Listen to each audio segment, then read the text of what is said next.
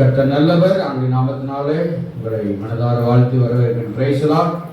அல்லாஹ்வுக்கு ஸ்தோத்திரம். இந்த 7வது மாதத்திலும் தேவன் நமக்கு தந்திருக்கிற வார்த்தை, உன்னை சிறந்திருக்கும்படி செய்வேன். அல்லேலூயா.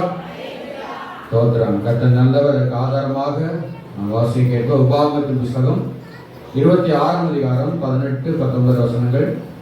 உபாகமம் 26ஆம் அதிகாரம் 18-19. கர்த்தரும் உனக்கு வாக்கு கொடுத்து உனக்கு சொல்லியிருக்கிறபடி நீ என்னுடைய கட்டளைகளை எல்லாம் கைக்கொண்டால் எனக்கு சொந்த ஜனமாய் இருப்பாய் என்றும் நான் உண்டு பண்ணின எல்லா ஜாதிகளை பார்க்கிலும் புகழ்ச்சியிலும் கீர்த்தியிலும் மகிமையிலும் உன்னை சிறந்திருக்கும்படி செய்வேன் என்றும் நான் சொன்னபடியே நீ உன் தேவனாகிய கர்த்தரான எனக்கு பரிசுத்த ஜனமாய் இருப்பாய் என்றும் அவர் இன்று உனக்கு சொல்லுகிறார் என்றான். கையில எல்லாரும் ஆமென் சொல்லுவோம். அல்லேலூயா. உன்னை சிறந்திருக்கும்படி செய்வேன். Price the Lord. நான் உண்டு பண்ணின எல்லா ஜாதிகளை பார்க்கிலும் புகழ்ச்சியிலும் கீர்த்தியிலும் மகிமையிலும் உன்னை சிறந்திருக்கும்படி செய்வேன். அல்லேலூயா. இந்த ஆண்டு நமக்கு கொடுத்திருக்கிற ஆண்டவருடைய வார்த்தை புகழ்ச்சியின் ஆண்டு. Hallelujah. Praise the Lord. There are glorious. Amen. கர்த்தர் நல்லவர். உன்னை சிறந்திருக்கும்படி செய்வேன் என்று கர்த்தர் சொல்கிறார். புகழ்ச்சி, கீர்த்தி, மகிமை. இந்த ஆங்கில பதத்திலே பார்க்கும் பொழுது புகழ்ச்சி என்பது பிரைஸ், கீர்த்தி என்பது நேம், அதே போல மகிமை என்பது honor. Hallelujah. And that he will set you high above all nations which he has made in praise, in name and in honor. கையில ஆமென் சொல்லுங்க. ஆமென். ஹalleluya. பாருங்க, நான் உண்டு பண்ணின எல்லா ஜாதிகளை பார்க்கிலும், பாருங்க, தேவன் உண்டாக்கின எல்லா இன மக்களை பார்க்கிலும், அதில் குறிப்பாக தேவன் இஸ்ரவேலர்களை ஆண்டவர் தமக்கென்று அவர் தெரிந்து கொண்டார். ஹalleluya. அதனால மற்ற எல்லா மக்களையும் படைச்சது நான் தான். ஆனா அவங்களாம் என்னை விட்டு அவங்க விலகி போயிட்டாங்க, தனியா போயிட்டாங்க, வேற அவங்க இஷ்டத்துக்கு என்னத்தையோ தேடிக்கொண்டார்கள். ஆனால் என்ன செய்ய, நான் உன்னை, அல்லேலூயா, பிரைஸ் தி லார்ட், புகழ்ச்சியிலும் கீர்த்தியிலும் மகிமையிலும் உன்னை சிறப்பாய் வைப்பேன் என்று இந்த 7வது மாதத்தில் வாக்கு பண்ணுகிறார். கைகளை தட்டி கர்த்தரை ஏற்றி நாம் மகிமைப்படுத்துவோமாக. ஹalleluya. அடுத்து இந்த உபாகமம் என்பது, கவனிங்க, கர்த்தருடைய தாசனாகிய மோசே எழுதின புத்தகங்களிலே இந்த 5வது புத்தகம் உபாகமம். அல்லேலூயா. ஜூட்ரானமி அப்படின்னு ஆங்கிலத்தில் சொல்லுவாங்க. உபாகமம் என்று சொன்னார். அப்படி என்றால் உபதேசம் என்கிற அர்த்தம் அதிலே வருகிறது. ஆமென். கிரீக் வேர்டுல a copy or repetition of the law rather than second law. யாத்ராகமம், லேவியராகமம், என்னாகமம், உபாகமம் 3 புத்தகங்களுடைய தொகுப்பு, அல்லது 3 புத்தகத்திலே சொல்லப்படாத சில காரியங்களை விசேஷமாக திரும்பவும் எழுதின புத்தகம் தான் இந்த உபாகமம். Hallelujah. Praise the Lord. Tamil பாடத்துல துணை நூல், அப்புறம் செயல், அப்புறம் வேற என்ன, அப்படி ஏதாவது என்ன செய்வாங்க வச்சிருக்காங்க இல்லையா? அதே போலதான் இந்த யாத்ராகமம், லேவியராகமம், என்னாகமத்துக்கு ஒரு துணை நூலாக இன்னும் எக்ஸ்ட்ரா எக்ஸ்பிளனேஷன், விளக்கம் கொடுக்கிற புஸ்தகமாகத்தான் இந்த உபாகமத்தை ஆண்டவர் எழுதி வச்சிருக்கிறார்கள். அல்லேலூயா. Praise the Lord. இந்த உபாகமம் எப்போ எழுதப்பட்டது, எப்போ இந்த வார்த்தைகள் சொல்லப்பட்டது அப்படின்னா, வாசிக்க எப்போ உபாகமம் 1ஆம் அதிகாரம் 4ஆம் வசனத்தை வாசிப்போம். உபாகமம் 1:4. 40ஆம் வருஷம் 11ஆம் மாதம் முதல் தேதியிலே மோசே இஸ்ரவேல் புத்திரருக்கு சொல்லும் சொல்லும்படி மோசே இஸ்ரவேல் புத்திரருக்கு சொல்லும்படி தனக்கு கர்த்தர் விதித்த யாவையும் அவர்களுக்கு சொன்னார். அல்லேலூயா. நல்லா கவனிங்க. இஸ்ரவேல் ஜனங்கள் எகிப்தை விட்டு பிரயாணப்பட்டு வனாந்திரத்திலே அலைந்து திரிந்து இப்போ 40 வருஷம் முடிய போகுது. அல்லேலூயா. எத்தனை வருஷம் முடிய போகுது? 40 வருஷம்.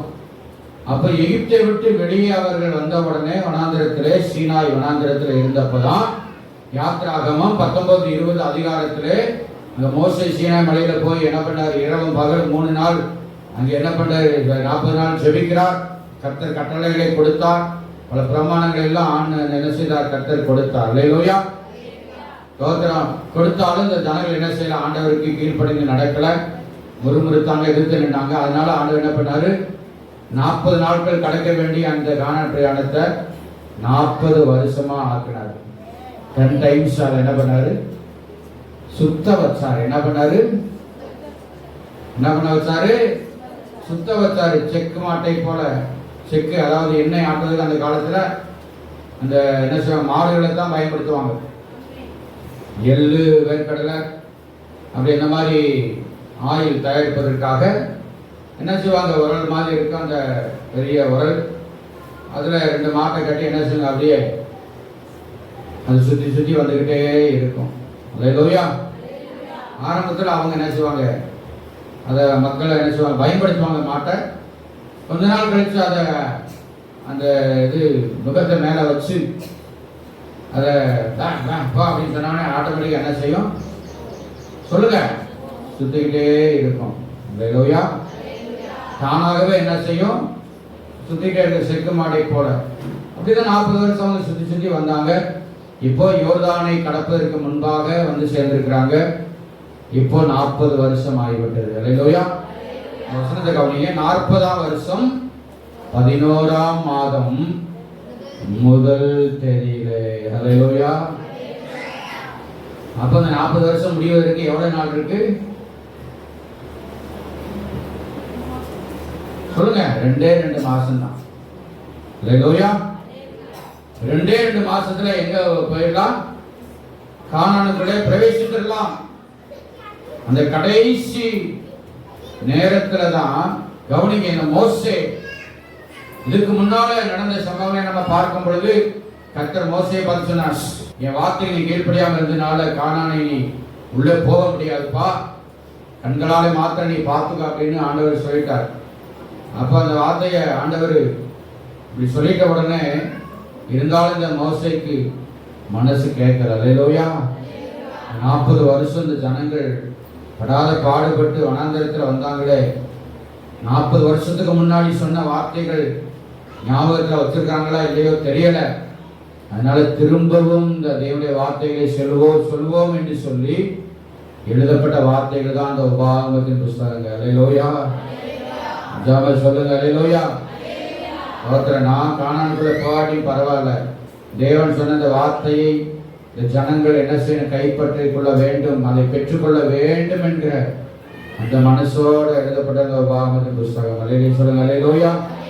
அதனால இந்த கடைசி அந்த 40 வருஷம் முடியறதுக்கு 2 மாதத்துக்கு முன்னாடி இந்த வார்த்தைகளை இந்த மோசே இஸ்ரவேல் ஜனங்களுக்கு மறுபடியும் அதை ரிப்பீட் பண்ணுகிறார். அல்லேலூயா.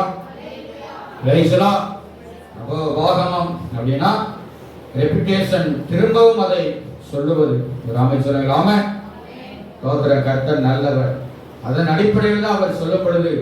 அநேக காரியங்களை சொல்லுகிறார்.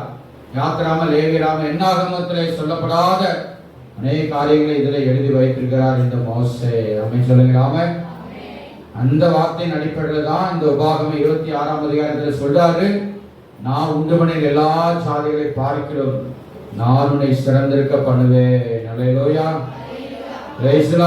எல்லா மக்களை பார்க்கிறோம், உன்னை நான் சிறந்திருக்க பண்ணுவேன். அல்லேலூயா. 3 காரியங்களை கர்த்தர் நம்மளை சிறப்பா வைக்கணும்னு சொல்லி விரும்புறார். அதுல ஒரே ஒரு காரியத்தை மாத்திரம் இன்னைக்கு நாம தியானிக்க போறோம். அல்லேலூயா. முதலாவது, தேவன் எந்த காரியத்திலே நம்முடைய மக்களை சிறந்திருக்க பண்ணுவேன், சிறப்பா இருக்க பண்ணுவேன், புகழ்ச்சியிலும் கீர்த்தியிலும் மகிமையிலும் வைப்பேன் என்று சொன்னார். வாசிப்போம். உபாகமம் 4ஆம் அதிகாரம் 1-2 வசனம்.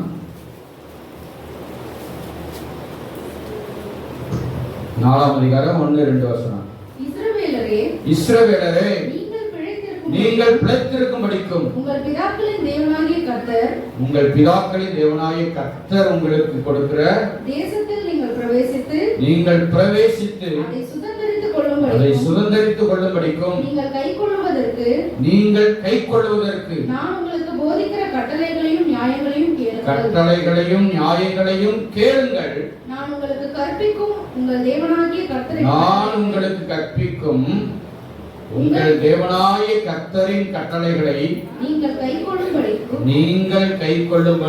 நான் உங்களுக்கு கற்பிக்கிற வசனத்தோட நீங்கள் ஒன்றும் கூட்டவும் வேண்டாம், அதில் ஒன்றும் குறைக்கவும் வேண்டாம். அல்லேலூயா. Praise the Lord. முதலாவது என்ன சிறப்பான ஒரு காரியம் அப்படின்னா, பிழைக்கவும் பிரவேசிக்கவும் செய்வேன். அல்லேலூயா. ஐயோ தலையில சொல்லுங்க அல்லேலூயா. எல்லாம் சொல்லுங்க. பிழைக்கவும், பக்கத்துல கையை பிடிச்சு சொல்லுங்க, பிழைக்கவும் பிரவேசிக்கவும் செய்வேன். அல்லேலூயா. அல்லேலூயா. To live and go in and take position. அல்லேலூயா. பிழைக்கவும் பிரவேசித்து சுதந்தரித்துக் கொள்ளவும். அல்லேலூயா. இது என்னங்க பெரிய, இதுல என்ன ஒரு சிறப்பு இருக்கு, இதுல என்ன ஒரு ஸ்பெஷல் இருக்கு, இதுல என்ன ஒரு விசேஷம் இருக்குன்னு அப்படின்னு சும்மா அந்த வெறும் வார்த்தைகளை மாத்திரம் பார்த்து நீங்க அதை நினைச்சீங்கன்னா தவறானது. அல்லேலூயா. ஆண்டவர் என்ன சொன்னாரு? நீங்கள் இஸ்ரவேலரே. அல்லேலூயா. இஸ்ரவேல் என்றால் தேவனோடு மனுஷனோடு போராடி மேற்கொண்டவன். இஸ்ரவேலரே, நீங்கள் பிழைத்திருக்கும்படிக்கும் உங்கள் பிதாக்களின் தேவனாகிய கர்த்தர் உங்களுக்கு கொடுக்கிற தேசத்தை நீங்கள் பிரவேசித்து அதை சுதந்தரித்துக் கொள்ளும்படிக்கும். அல்லேலூயா. பிழைக்கவும் பிரவேசித்து சுதந்தரித்துக் கொள்ளவும். இதுல தொடர்ந்து இந்த காரியத்தை நீங்கள் பெற்றுக்கொள்வதற்கு அங்கே ஆண்டவர் நிபந்தனையோ ஆண்டவர் கொடுக்கிறாரு. சொல்லுங்க.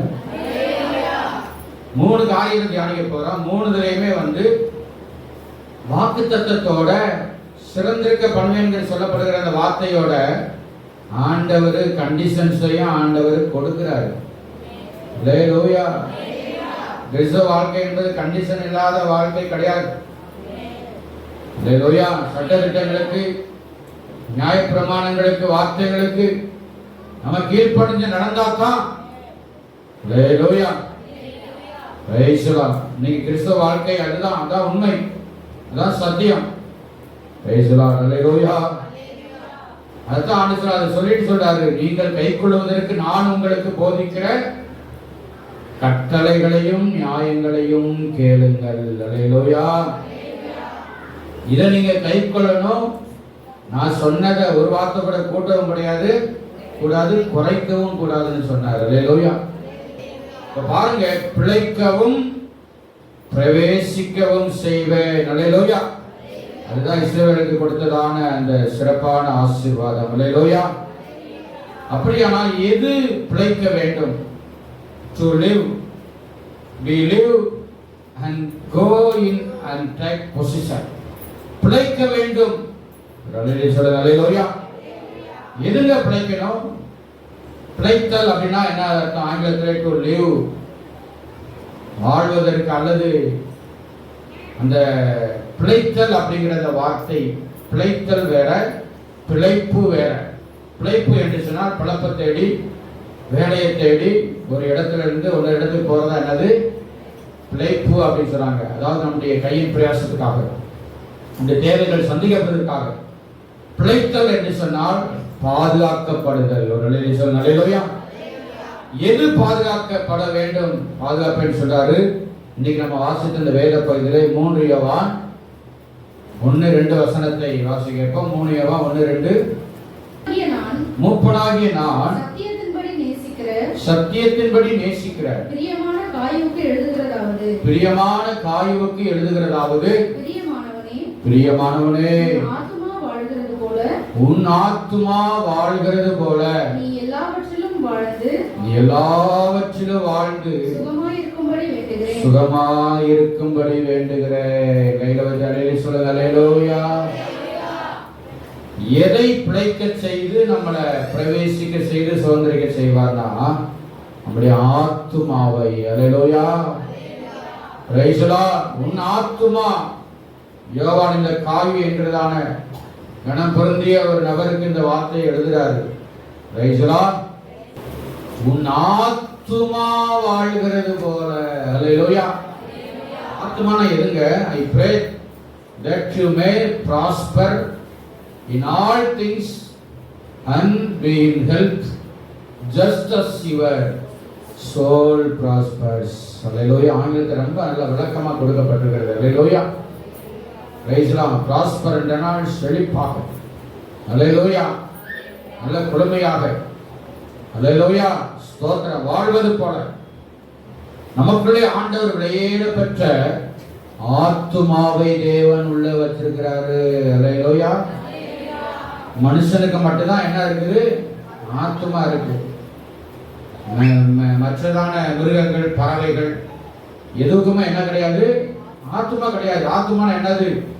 இந்த ஆறாவது அறிவு. நன்மை தீமை அறியக்கூடிய உணரக்கூடிய உணர்வு தான் அந்த அறிவு தான் என்னது? அந்த ஆத்துமா. ஸ்தோத்திரம். சரீரம் மரித்தாலும் அந்த ஆத்துமா மரிக்காதது. ஆமென் சொல்லுங்களாமே. இந்த ஆத்துமா தன்னை தந்த தேவனிடத்திலே போகும் என்று வேதம் சொல்லுகிறது. அப்போ நம்முடைய ஆத்துமாவை பிழைக்க செய்து கானானை பிரவேசிக்கவும் அதை சுதந்தரிக்கவும் செய்து உன்னை நான் சிறப்பாய் வைப்பேன். அலையிலே சொல்லுங்க அல்லேலூயா.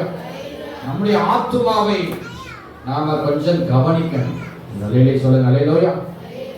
இன்னைக்கு சரீரத்தை மட்டுமே நம்ம கவனிச்சுட்டு இன்னைக்கு வாழ்ந்துட்டு இருப்போம். சிலர் அந்த சரீரத்தை கூட என்ன செய்ய மாட்டாங்க? கவனிச்சுக்க மாட்டாங்க. எல்லாத்தையும் ஆண்டவர் பார்த்துக்குவாரு. அல்லேலூயா. என்னத்தை பார்த்துக்குவாரு? ஆண்டவர் பார்த்துப்பாரு. ஆண்டவர் வந்து சாப்பிடுவார் நமக்காக. அல்லேலூயா. ஆண்டவர் வந்து நமக்காக ரெஸ்ட் எடுப்பாரு. Praise the Lord. அப்ப பாருங்க, நமக்குள்ளே ஆவி, ஆத்துமா, சரீரம் இருக்குது. இதெல்லாம் மூன்று இணைந்ததான் ஒரு மனுஷன். அல்லேலூயா சொல்லுங்க அல்லேலூயா.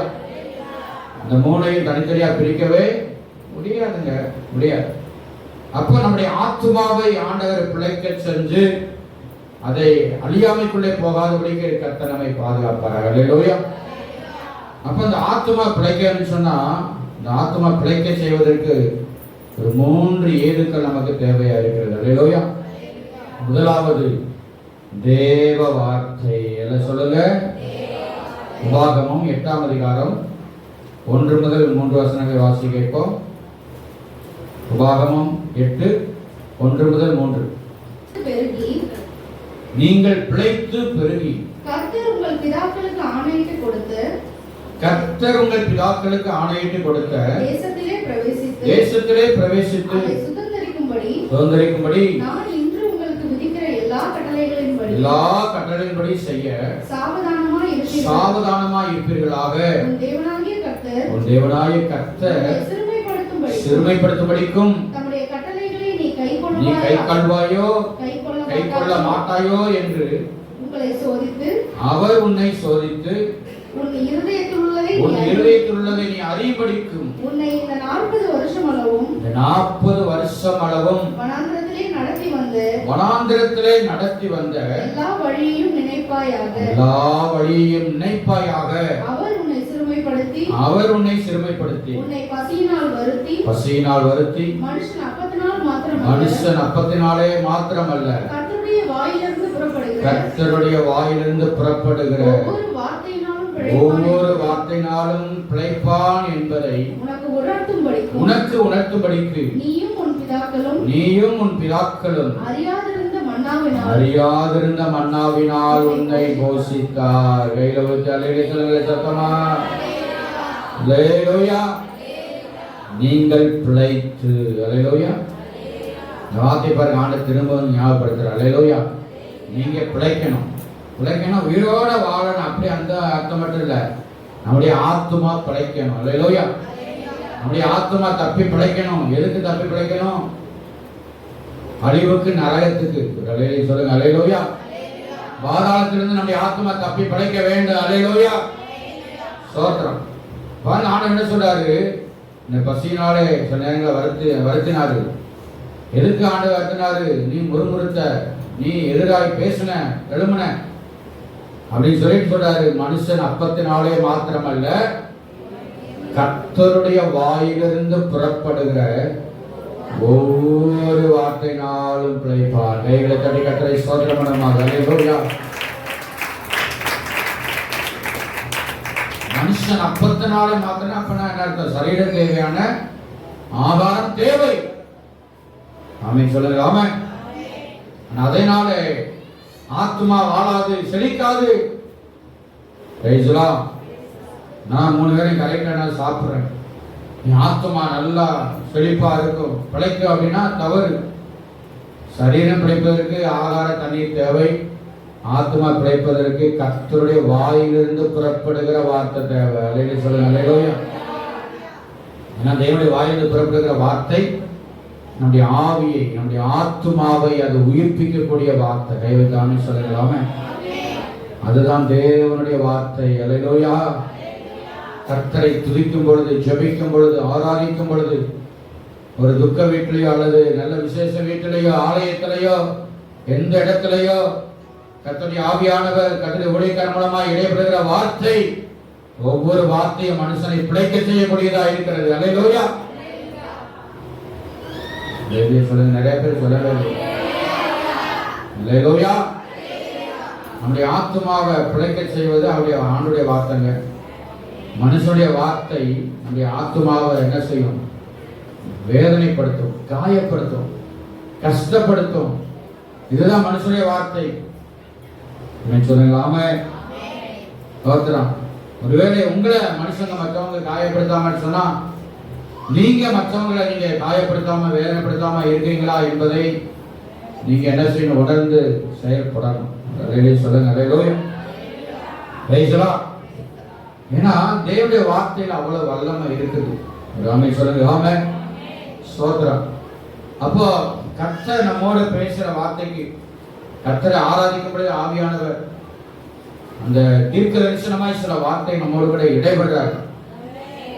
அந்த நேரத்தில் அந்த வார்த்தை தேவனிடத்திலிருந்து தேவனுடைய ஊழியக்காரர் மூலமாய் கடந்து வருகிறது என்பதை நீங்க ஏற்றுக்கொண்டால் தான் உங்க ஆத்துமா பிழைக்கும். சொல்லுங்க. அல்லேலூயா. அல்லேலூயா. நீ நாம மனுஷ வார்த்தையை கேட்டு கேட்டு அதைத்தான் மனசுகளை போட்டு அதை நிறைச்சு வச்சுக்கிட்டே இருக்கிறான். மனுஷ வார்த்தையெல்லாம் குப்பை தொட்டை தூக்கி போடுங்க. ஹலோ. அல்லேலூயா. டஸ்ட்பின் இருக்குதா? உங்க வீட்டில் ஒரே டஸ்ட்பின் வச்சிருப்பீங்க. கண்டிப்பா டஸ்ட்பின் இருக்கவே இருக்கும். எங்க இருக்குதா இல்லையா? கிச்சன்ல கண்டிப்பா. அல்லேலூயா. எங்க கிச்சன்ல டஸ்ட்பினே இல்லைன்னு யாராவது சொல்ல முடியுமா? சொல்லுங்க. இருக்கா இல்லையா? அந்த குப்பை கூட, அந்த கிச்சனுக்குள்ள இருக்கிற டஸ்ட்பின், பேப்பரு, அந்த மாதிரி சில அழுகாத பொருட்கள் போடப்படுகிற டஸ்ட்பின்னுக்கும் கிச்சன்ல வைக்கிற டஸ்ட்பின்னுக்கும் நிறைய சொல்லுங்க வித்தியாசம் இருக்கு. வேஸ்ட் பேப்பரு அதாவது ஸ்நாக்ஸ் வாங்குற அந்த கவரெல்லாம் போடுறதுக்கு தனியாக ஒரு டஸ்ட்பின் என்ன செய்யும்? இருக்கும். அப்படிதானே? ஆமா. அது புரிஞ்சு கூட போட வேண்டிய அவசியம் இல்லை. காலால் அப்படி ஒரு மிதி மிதிச்சா அப்படி என்ன செய்யும்?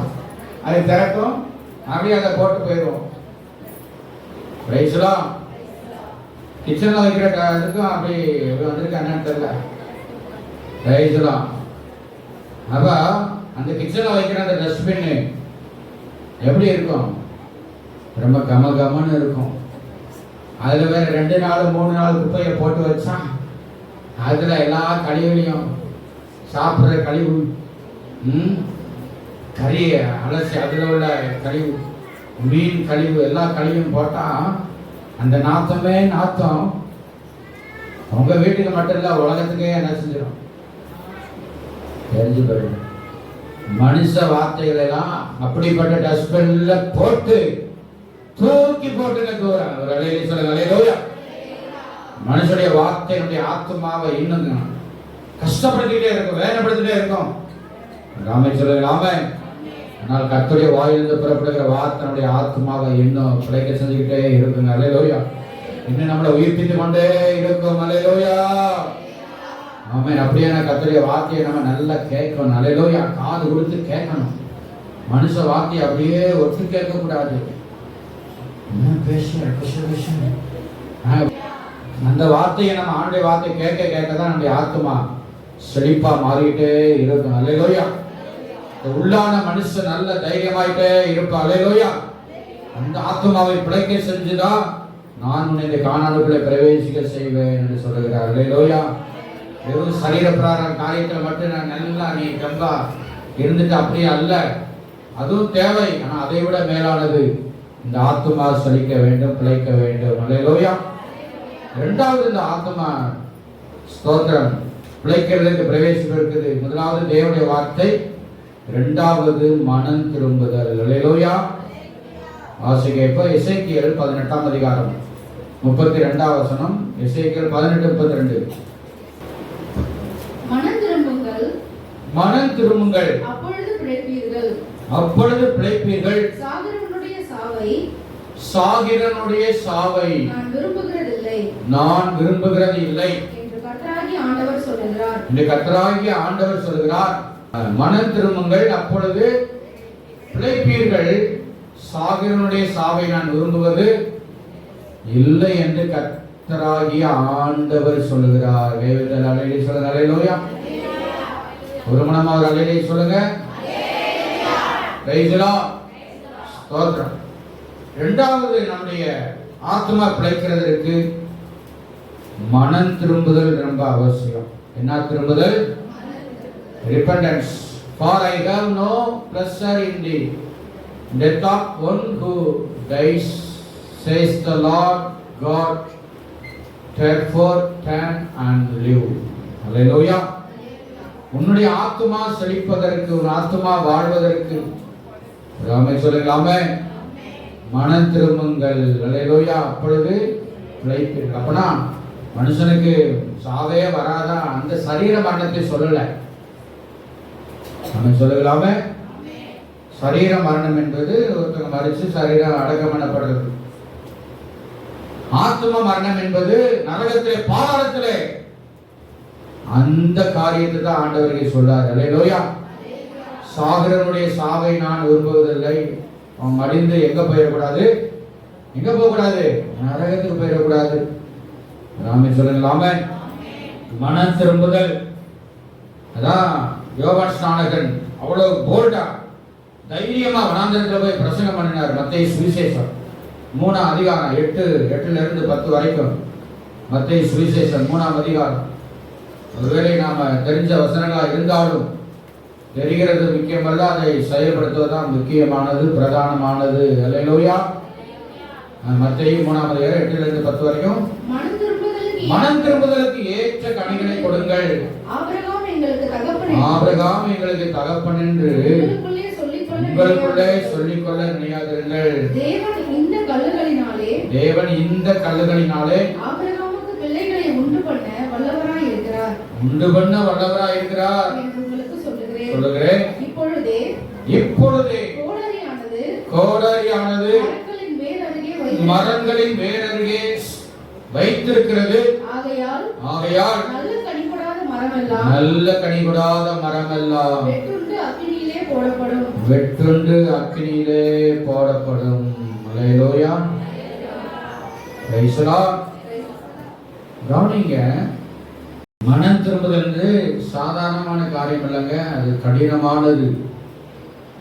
அல்லேலூயா. மனம் திரும்புதல். கிறிஸ்தவம் என்பது மத மாற்றம் அல்ல, அது சொல்லுங்க மனமாற்றம். நீ நிறைய பேர் மதம் தான் மாறி இருக்காங்க, ஒழிய என்ன செய்யல, மனம் மாறல. கிறிஸ்தவனுக்கு உண்மையான மனமாற்றம் இல்லை. கிறிஸ்தவனா வாழ்வதும் இல்லை. அதுதான் உண்மை. மனம் திரும்புதல் என்பது அப்படியே நான் திரும்பிட்டேன், என்ன செஞ்சிட்டேன், நான் மனம் திரும்பிட்டேன்னு ஒரு சுத்தி வர்றதில்லை. மனம் திரும்புதலுக்கு ஏற்ற கனிகளை கொடுக்கணும்.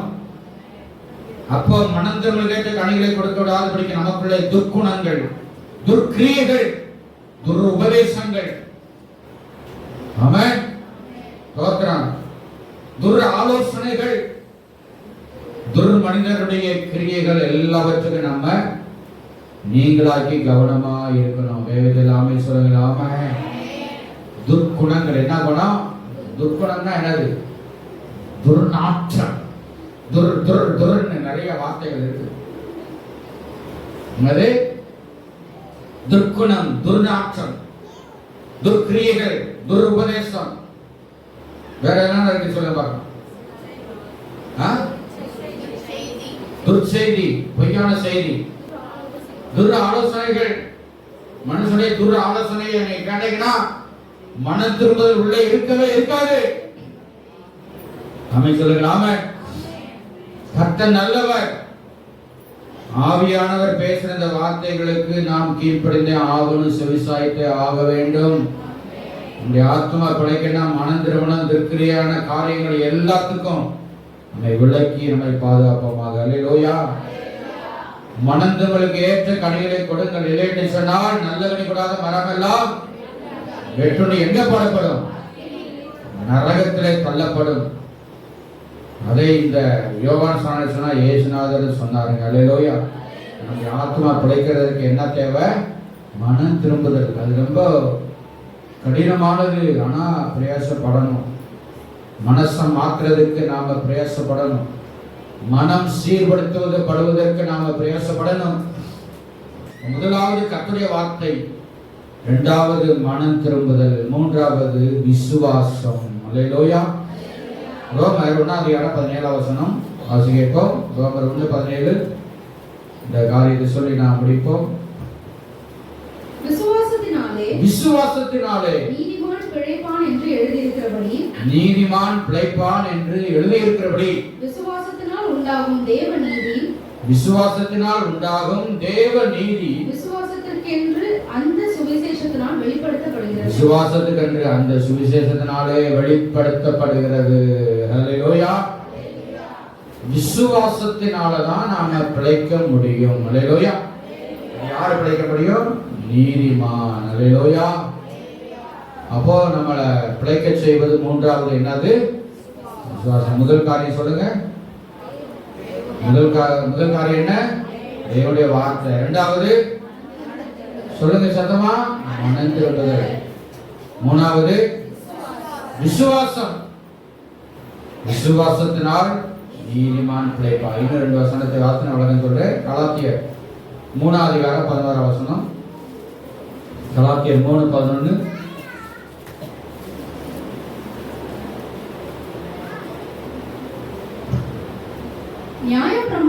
நியாயப்பிரமாணத்தினாலே ஒருவரும் தேவனிடத்தில் நீதிமானாகிறது இல்லை என்பது வெளியரங்கமாய் இருக்கிறது. ஏனெனில் விசுவாசத்தினாலே நீதிமான் பிழைப்பான் என்று எழுதியிருக்கிறது. எங்க எழுதியிருக்கிறது? ஆபகுக் புஸ்தகத்திலே அந்த தீர்க்கதரிசி எழுதி வச்சிருக்கிறார். அல்லேலூயா.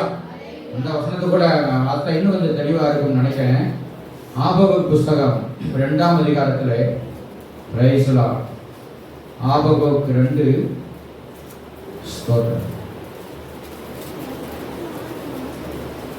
2:4 வாசிப்போம். ஆபகுக் 2:4. இதோ அகங்காரியா இருக்கிறானே அவனுடைய ஆத்துமா அவனுக்குள் செம்மையானதல்ல அல்ல, தன் விசுவாசத்தினாலே நீதிமான் பிழைப்பான். அல்லேலூயா. கலாத்தியர்ல பவுல் எழுதுறாரு, நியாயப்பிரமாணத்தினால யார் நினைச்ச முடியாது, நீதிமானம் மாறவே முடியாது, விசுவாசத்தினாலதான் நீதிமான் பிழைப்பான் என்று எழுதி இருக்கிறது. எங்க எழுதி இருக்கிறது? இந்த ஆபகுக்கு 2:4. சொல்லுங்க. அல்லேலூயா. ஆபகுக்கு இந்த விசுவாசத்தை பற்றி சொல்லும் பொழுது தன் விசுவாசத்தினாலதான் நீதிமான் பிழைக்க முடியும். கைவிட்டு எல்லாருமே சொல்லுங்க. எனக்காக எங்க அப்பா விசுவாசிக்கிறாங்க, எனக்காக எங்க அம்மா விசுவாசிக்கிறாங்க, ஜெபிக்கிறாங்க. அப்படி அல்ல.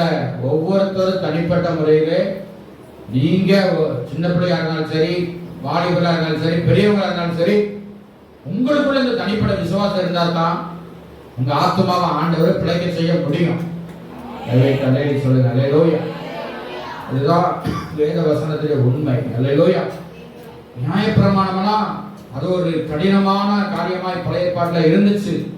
ஆனா புதிய ஏற்பாட்டிலே அந்த நியாயப்பிரமாண கற்பனை எல்லாத்தையும் இயேசுவின் மேல வைக்கிற அந்த விசுவாசத்துக்கு உள்ள தேவன் அடக்கி கொண்டு வந்துட்டாருங்க. சொல்லுங்க அல்லேலூயா. ஏற்பாட்டுல கிரியை செஞ்சாதான் அந்த விசுவாசத்தை வெளிப்படுத்துற அடையாளம்.